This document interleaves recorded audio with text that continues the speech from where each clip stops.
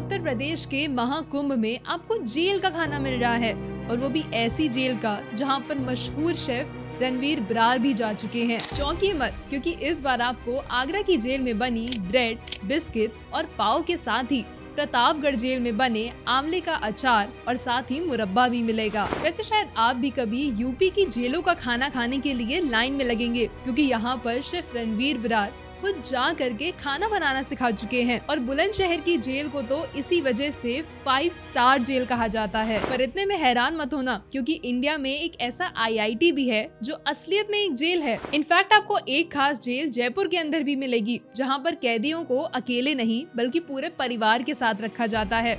और हिमाचल प्रदेश की एक जेल में तो कैदियों को रॉयल यानी कि शाही माना जाता है। पर हमने तो सिर्फ उन्हीं जेलों को देखा है जहाँ पर सफेद और काली यूनिफॉर्म में कैदियों के हाथों पर हथकड़ी होती है। तो फिर आखिर ये जेलें हैं कौन सी? अब आप उस जेल के बारे में तो जानते ही होंगे जहाँ पर कैदियों को सूरज की किरणों से दूर रखा जाता था, यानी कि अंडमान की काला पानी जेल। तो आइए आपको उस जेल के बारे में बताते हैं जिसने इंडिया को अपना पहला IIT दिया। ये जेल है खड़गपुर की हिजली जेल, जहां पर कई सारे फ्रीडम फाइटर्स को बंदी बनाया गया था। और ये इंडिया की पहली ऐसी जेल थी जहां पर निहत्थे कैदियों पर गोलियां तक बरसाई गई थी। और आपको आज भी ये जेल शहीद भवन के नाम से IIT खड़गपुर के कैंपस के अंदर ही मिलेगी। अब एक अनोखी जेल हिमाचल प्रदेश के सोलन में भी है, जहां पर कैदियों को माथे पर एक शाही निशान दिया जाता है। भारत की कुछ सबसे पुरानी जेलों में से एक दागशाही जेल के अंदर मौजूद हर कैदी के माथे पर लोहे की रॉड गर्म करके एक शाही निशान या फिर दाग दिया जाता था, और इसी वजह से इसे दागशाही नाम से लोगों ने बुलाना शुरू कर दिया। और यहाँ पर आखिरी कैदी नाथूराम गोडसे थे। वहीं उत्तर प्रदेश की बुलंदशहर जेल एक 5 स्टार जेल है, नहीं अपनी फैसिलिटीज के लिए नहीं बल्कि अपने खाने के लिए। इस जेल को FSSAI यानी कि इंडिया की फूड सेफ्टी अथॉरिटीज ने 5 स्टार दिए हैं, यहाँ के खाने की क्वालिटी और सेफ्टी को देखते हुए। इसके अलावा भी जयपुर की सांगानेर जेल भी काफी खास है, क्योंकि ये एक ओपन एयर जेल है जहां आम जेलों से काफी कम सिक्योरिटीज होती है। इस जेल में रह रहे कैदियों को यूनिफॉर्म, खाना और काम कुछ भी नहीं मिलता, बल्कि उन्हें खुद से जाकर बाहर कमाई का जरिया ढूंढना पड़ता है। पर यहाँ उन्हें फोन चलाने और टीवी देखने की आजादी मिलती है, और वो एक जेल के कमरे में नहीं बल्कि अपने परिवार के साथ सरकार द्वारा दिए गए छोटे घरों में रहते हैं। पर इस जेल में सिर्फ उन्हें लाते हैं जिन्होंने बड़े गुनाह नहीं किए हो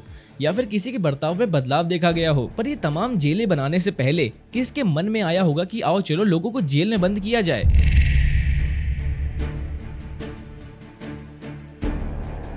दरअसल जेल एक फ्रेंच शब्द गायोल से आया है, जो कि खुद भी केज या फिर पिंजरे से बना है। वैसे तो जेलों का आइडिया रोमन्स लेकर आए थे, लेकिन एंशिएंट इंडिया में इनका इस्तेमाल तब तक होता था जब तक कैदियों का गुनाह साबित ना हो जाए। हालांकि अब तो आपका एक ट्वीट ही आपको जेल का रास्ता दिखा देगा, लेकिन उस वक्त कैदियों को जेल में रखने से ज्यादा उन पर फाइन्स लगाना जरूरी समझा जाता था। फिर मॉडर्न इंडिया में प्रिजन सिस्टम को ब्रिटिशर्स लेकर आए, लॉर्ड मैक्यूले के साथ मिलकर के, और यही वो शख्स थे जिन्होंने उम्र कैद की सजा को बढ़ावा दिया था। और तभी 1846 में इंडिया को अपनी पहली सेंट्रल जेल मिली आगरा के अंदर, और उसके बाद इलाहाबाद, मद्रास और लाहौर जैसी जगहों पर कई जेल्स को एस्टैब्लिश करने के बाद महाराष्ट्र सरकार ने 1870 में पहले प्रिजन के रूल्स निकाले थे, और फिर 1894 में इंडिया ने अपना पहला प्रिजन एक्ट लागू कर दिया। इसलिए यहाँ का prison system British prison system जैसा ही है, और इन जेल और प्रिजन को चलाने के लिए सेंट्रल गवर्नमेंट कुछ फंड्स देती है स्टेट गवर्नमेंट को, जो इसमें लगाया जा सके। जैसे 2024 में केंद्र सरकार ने हर राज्य को 20 करोड़ रुपए दिए थे, जिससे वो जेल में रह रहे गरीब लोगों से बिना पैसे लिए उन्हें रिहा कर सके। पर दिए गए फंड का इस्तेमाल कैसे करना है ये स्टेट गवर्नमेंट तय करती है, और उसी वजह से कुछ जेलें बेहतर होती हैं और वहीं कुछ जेलें कैदियों के लिए नर्क से कम नहीं होती। पर कुछ जेल ऐसी भी हैं जो आपको बिना किसी गुनाह के अंदर बंद कर देती हैं। भारत की कुछ जेल्स आपसे ही पैसा लेके आपको ही अंदर बंद कर देती हैं, जिसे जेल टूरिज्म कहते हैं। जैसे कि तेलंगाना की सांगारेड्डी जेल, जो हैदराबाद के निजाम के शासन के वक्त बनी थी। इस 220 साल पुरानी जेल में 2016 में फील द जेल नाम के प्रोग्राम की शुरुआत हुई थी, जहां 500 रुपए दे के 24 घंटे के लिए आप जेल के कैदी की तरह वक्त बिता सकते हैं। यहाँ आपको जेल के कपड़ों में जेल का खाना देते हैं, और आपसे वही सारे काम कराए जाते हैं जो असल कैदी करता है। पर अगर आपने ये जेल 24 घंटे होने से पहले ही छोड़ दी तो आपको इसका फाइन भी खुद ही भरना होगा। इनफैक्ट ये अनोखे 24 घंटे बिताने के लिए 2018 में 2 मलेशियन टूरिस्ट कोलालमपुर से हैदराबाद आए थे। इसी को देखते हुए हल्द्वानी की जेल ने भी 2022 में 500 रुपए लेकर लोगों को जेल का एक्सपीरियंस देना शुरू किया। ये हल्द्वानी जेल असल में 1903 में बनी थी और इसको टूरिज्म में इस्तेमाल करने का कारण बड़ा ही अजीब है। आपने अक्सर लोगों को कहते सुना होगा कि उनकी कुंडली में जेल दोष है, जहां उन्हें अपनी जिंदगी का कुछ वक्त जेल में बिताना होगा। घर के मुखिया को जेल यात्रा करनी पड़ सकती। बस इसीलिए हल्द्वानी की ये जेल उन्हीं लोगों के लिए खोल दी गई जो बिना किसी क्राइम किए ही अपना जेल दोष मिटाना चाहते हैं। अब शायद आपको ये बात सुनकर हैरानी होगी,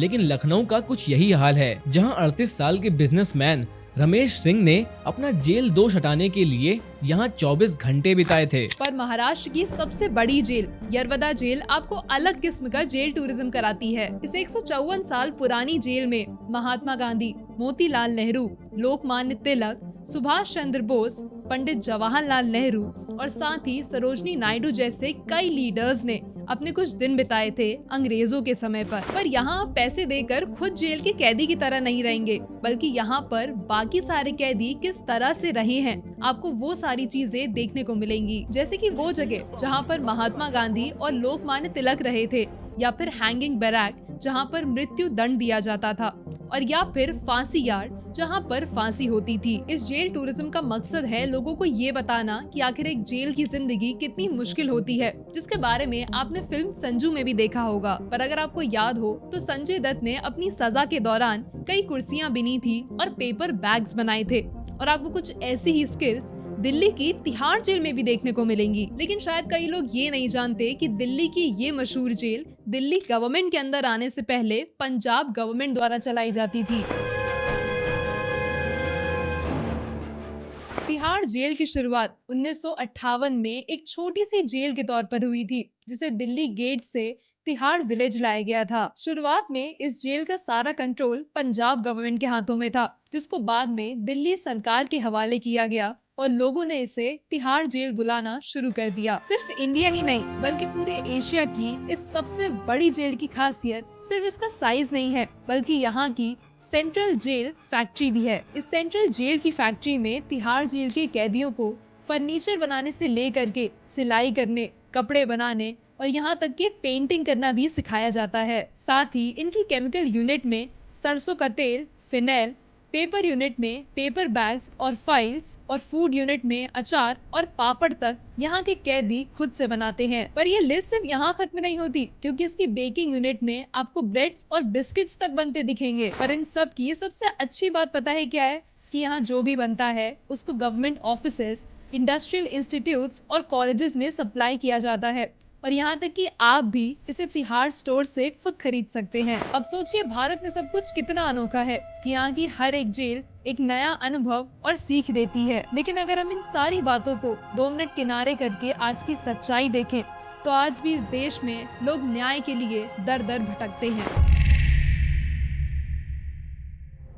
इंडिया की जेल्स एक ऐसा आंकड़ा देती हैं जिनके बारे में तो मुझे पहले यकीन तक नहीं हुआ। नेशनल क्राइम रिकॉर्ड्स ब्यूरो के अकॉर्डिंग इंडिया में साल 2022 में करीबन 5.5 लाख कैदी जेल के अंदर थे, जिनमें से 4.5 लाख तो वो थे जो अंडर ट्रायल हैं, यानी कि उन पे लगे इल्जामों का अभी तक फैसला ही नहीं हुआ था। गवर्नमेंट की जरा इस वेबसाइट को थोड़े ज्यादा ध्यान से देखिएगा, क्योंकि ये बता रही है कि इंडिया में अब तक लगभग 4.5 करोड़ केसेस पेंडिंग हैं, और साल 2022 तक ही इंडियन जेल्स की 131% तक की कैपेसिटी भर चुकी थी। यानी कि इंडिया में जितनी जेल्स हैं उससे कई ज्यादा लोगों को हिरासत में लिया जा रहा है, जो कि साफ शब्दों में ये दिखाता है कि यहाँ पर न्याय कितना धीमे चलता है। और तो और ये सारा डेटा आपको गवर्नमेंट वेबसाइट्स पर भी सिर्फ साल 2022 तक का ही दिखेगा, क्योंकि उसके बाद से तो शायद ना ही प्रिजनर्स का कोई काउंट है और ना ही उनकी कोई सुनवाई, जिन्होंने सिर्फ इल्जाम की वजह से अपने कई कीमती दिन